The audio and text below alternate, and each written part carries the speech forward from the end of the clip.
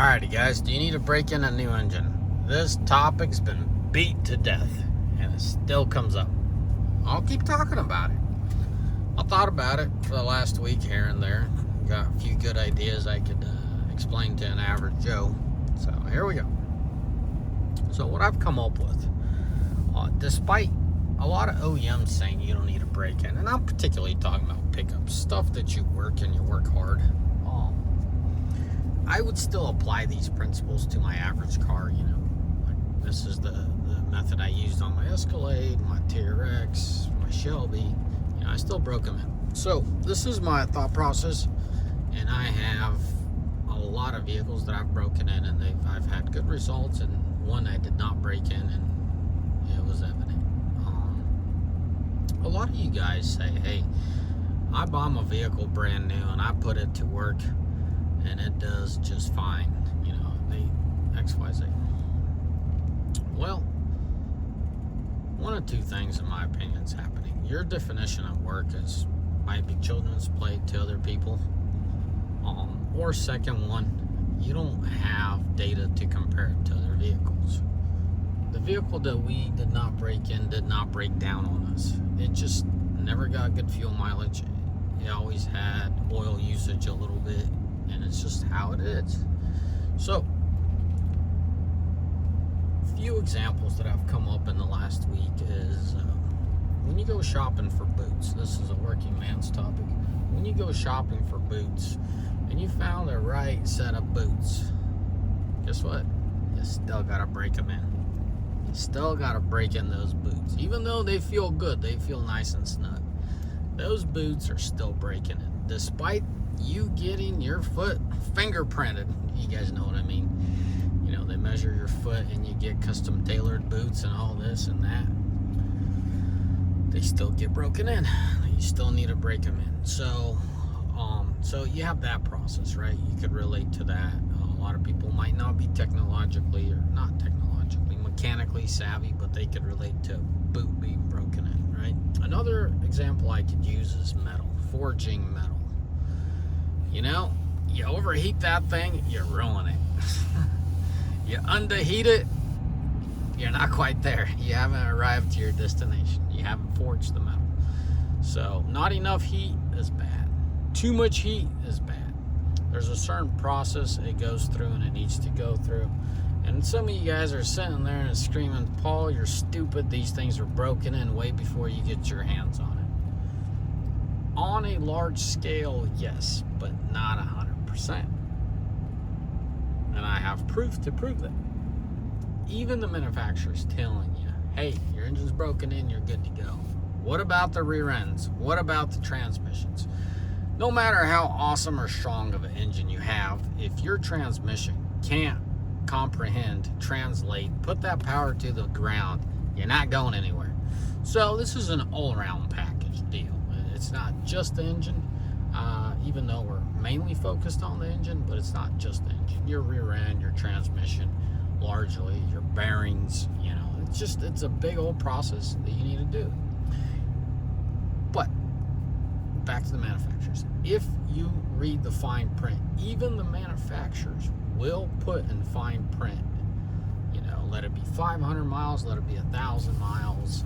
You'll hear verbiage like no excessive idling, no full throttle. I don't remember the exact detail, but if my memory serves me right, like my TRX, for the first 100 miles, I should not go past 50% throttle and long extended idles. When I bought that truck and I asked the question, everything is good.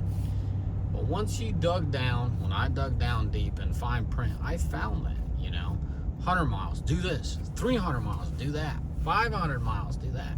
That doesn't get advertised. I don't know how far or how hard they kick back if something were to fail. And then, well, did you read the fine print? Did you follow these instructions? I don't know that. Guess what? My Shelby, I dug up all the information I found in fine print on the Shelby. Do this, do that. So even though they tell you not to worry about it's all broken in, bogus, you will find literature. You will find data. Well, Paul, you're talking about TRX is what, a 23. My Shelby's a 20. This is a 24. This was bought several months ago. Same thing. First 500 miles, don't tow this and don't idle that and don't exceed this and don't exceed that. So what is my approach? Here's my approach. Look at that. You know how I always griped that this exhaust brake doesn't work, but it only works when it needs to? This is what I'm talking about. It senses a downhill, and it does it phenomenally. All day, every day, works like clockwork. Look at that. Look how well that exhaust brake worked. Man, I should have done a video about exhaust brakes when I'm going down these hills. See, it works. It has the mechanical to work, but on the flats, you're SOL. You're all on the brakes. You ain't getting nothing on the flats. Anyways, back to this point. How do I break in an engine? Guys, I avoid excessive idle. I don't just jump in an ice cold vehicle and take off. I baby that throttle, and I don't baby to an extent where I'm impeding traffic. That was never my intention. I just don't give it, attend the best I can not to give it past that 40-50% throttle. I let it slowly take off. I don't go give it, that 40%. I roll into the throttle. That's something else I watch, my throttle input. Make it very smooth. Break in the rear end, break in the clutches on the transmission. First 100 miles, I try my best on the idling part.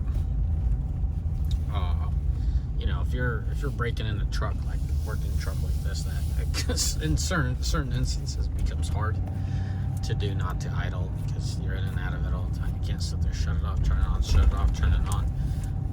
Something else I was showing you, I started showing you, but then I started talking about the exhaust brake. Let the engine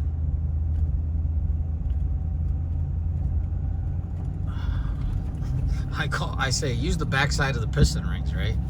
Let the engine work as a big pump to, right now the exhaust brake's kicking in, but as it's really good to let that engine work as a pump and slow itself down. It happens on a downhill. You're going down that hill, especially in these newer gas-powered vehicles. This is a diesel, but in a gas-powered vehicle, you keep it between that 2.5, and you just manually override it and let that engine pull the speed down. There's a specific word I'm looking for. I just drawing a blank. Decel with the engine is probably the best way I can put it, right? Because now the throttle body's closing itself, right? It's realizing it needs to use the engine as an engine brake.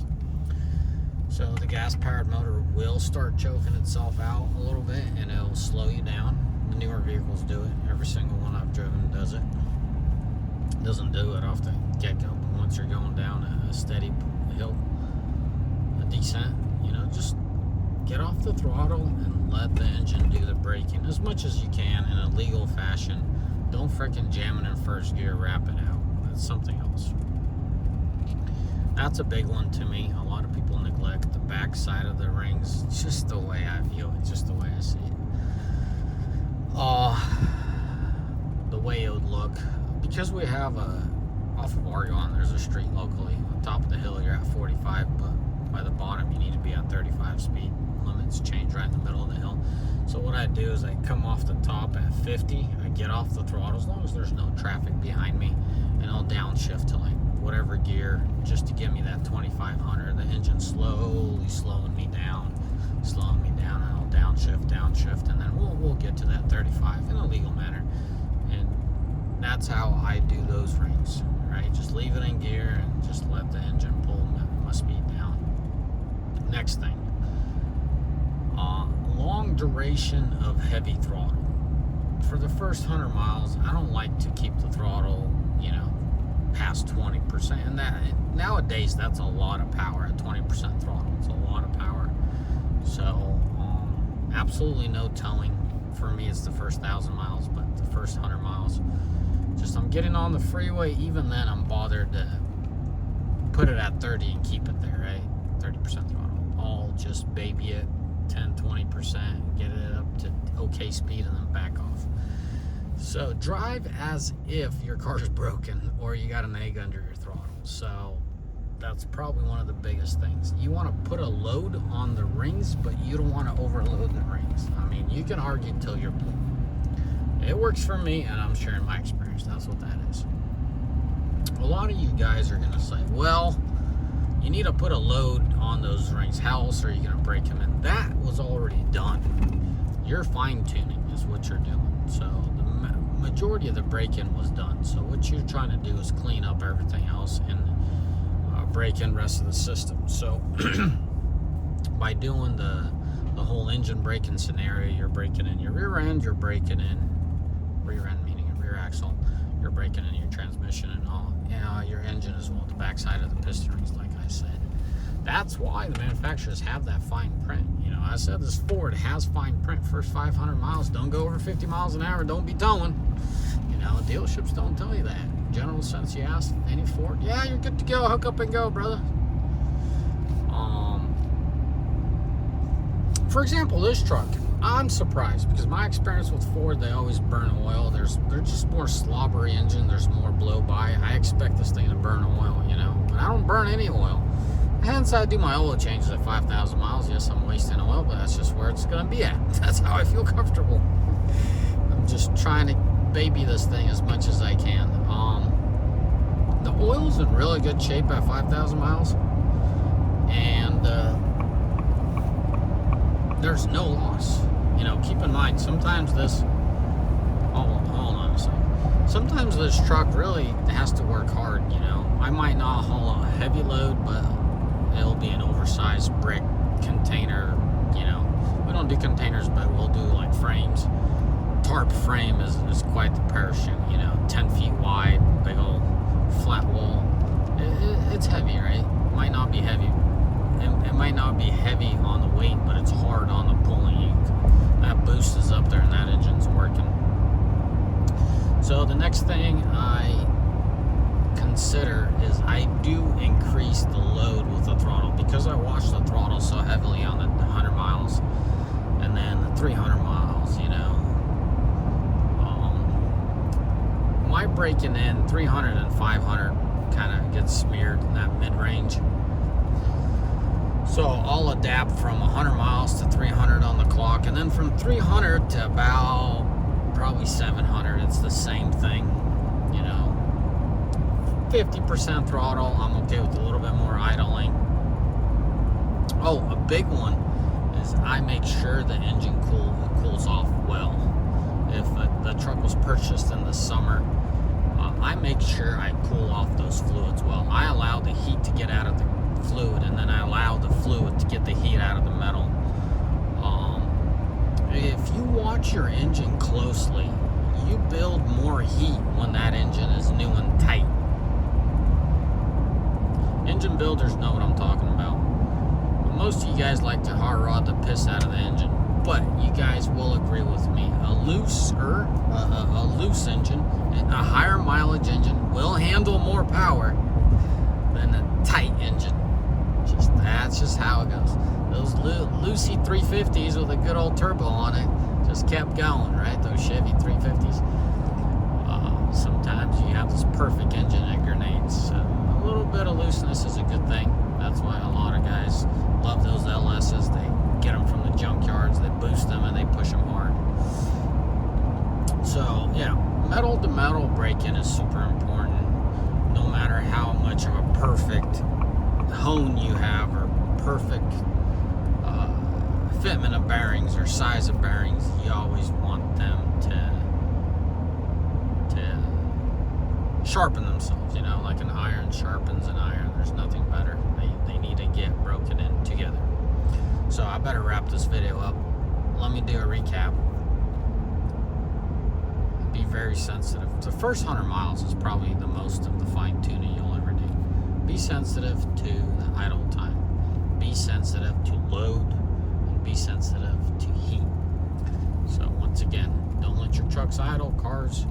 Second of all, don't give it heavy heat, heavy throttle, and continuous RPM. So I didn't fail to mention that. Very European. If you have to drive cross town, cross country, whatever it is, you're on the interstate, just don't say you're cruising. Very European. You know, in a diesel truck, I'll tell you, keep it under 2,000. In a gas-powered engine, I'll tell you, keep it under 3.5-ish. You're going down the interstate, and you bought this thing from cross-country, and now you got to put on the miles on the interstate. Just change your gears, you know? Take it easy. I know the book says don't exceed 50 or 55 on the Ram. Don't exceed that speed, but end of the day, you got to go cross town or cross country. So get on the freeway, do what you want to do for half an hour. Then vary it. Slow down, downshift a couple gears, change your RPM. Just change the way that engine works under light throttle. And now I'm specifically talking about brand new engines from the dealership, brand new vehicles here. It's not brand new engines that you just rebuilt on the stand. You guys break in those engines differently, and I'm not talking about those. I'm talking about those brand new vehicles as a whole. So what did I say? Vary speed. And the third one is temperature. Make sure you allow the heat to get out of the fluid. As I was saying, your tight new engine is going to create heat a little quicker. If you're sensitive to your equipment, it will create heat a little quicker and a little higher heat than a broken in engine, you know, like this thing. First 5,000 miles, it was grabbing more heat on that oil. That's a dead giveaway that it's still breaking in. Now it's you know, after 5,000 miles, even though the temps went up, I think I picked up this thing in March or April. I gotta go look at the paperwork. It wasn't dead summer.